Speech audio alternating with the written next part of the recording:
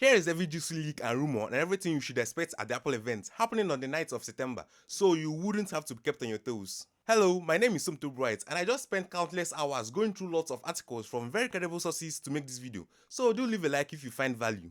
Starting us off with the multiple leaks and analyst reports that suggest that Apple will unveil 4 new iPhones in the 17 lineup. The standard iPhone 17, the new thin iPhone 17 Air that will replace the previous Plus models, the premium iPhone 17 Pro and the flagship iPhone 17 Pro Max. Now, for quite the longest time, Apple hasn't always been a big fan of change, especially for something that works. Take the first design of the iPhone Pro models for example. Perhaps because it was their first Pro model, or maybe because it became so easily recognizable even with a silhouette, that they had to stick with that design, making only minimal changes for almost 5 years now. The 17 still keeps the same design as the last year's base 16.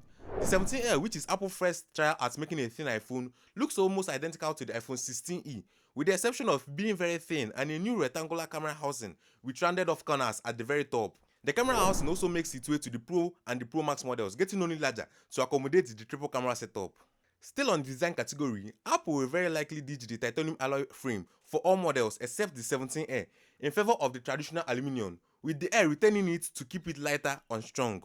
For the colors, you will be getting black, white, steel grey, green, purple and light blue for the 17, black, white, light blue and light gold for the 17 Air, and black, white, grey, dark blue and orange for the Pro models respectively. And for the first time, and an issue that will forever be thrown around the tech community if they didn't bring it, Apple finally decided to bring 120Hz to the base model of the iPhone 17. Finally. The rest of the lineup will also be getting 120Hz adaptive screens with an additional 30% increase in brightness over previous models. And here's the rest of the screen specs if that's something you are interested in. The cameras are also getting a significant upgrade.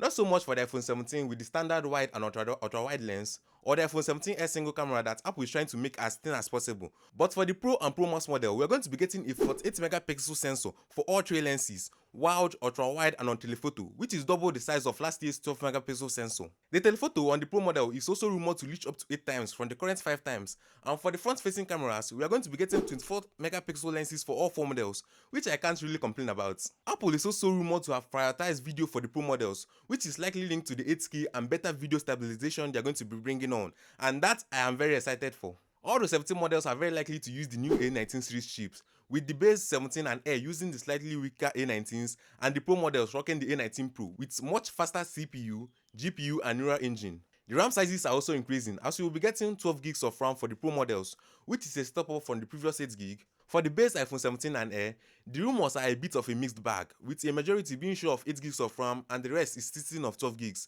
I guess you have to wait and see. There are also leaks of vapor chamber heat spreaders on the Pro models to help optimize thermal performance, and all the 4 models will use Apple's own Wi-Fi 7 chip for faster wireless LAN. And if you are still here, I'm getting really close to crossing my 500 subscribers goal, and I would really appreciate if you will help me with that. There is very little news of what to expect from the battery of the 4 lineup, but we do know we are getting MagSafe 2.2, which will allow speeds of up to 25 watts when charging the phone wirelessly. And lastly, for the iPhone, the newest software update, the iOS 26, which they already had an event for, so it doesn't make much sense to talk about it anymore. I'll have a video up though on the iPadOS 26 after the official release, so subscribe if you want to see that too. The latest watch series, the Series 11, is also expected to be featured, likely introducing the S11 chip, 5G connectivity and improved health functions. The Apple Watch Ultra with the expected upgrades of a 2.12-inch high-resolution display, satellite messaging, 5G support and the new workout body. And lastly, the AirPods Pro tray with the slimmer refined case, upgraded audio chip and health monitoring.